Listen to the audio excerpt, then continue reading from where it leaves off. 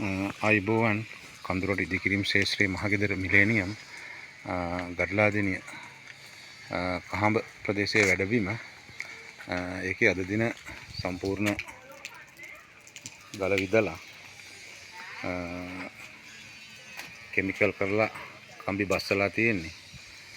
අපි මේකට බැස්සුවා මිලිමීටර් 16න් අඩි 5කට වගේ කම්බි 37ක්.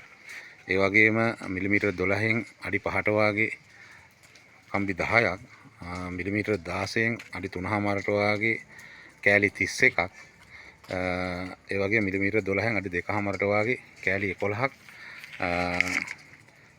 තව් විදලා හොඳට පිරිසුදු කරලා කෙමිකල් ගහලා කම්බි ටික බැස්සුවා.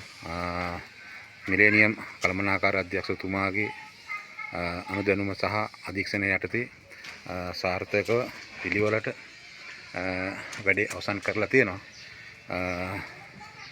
එහෙමනම් වැඩේ අවසන්. බොහොම ස්තුතියි.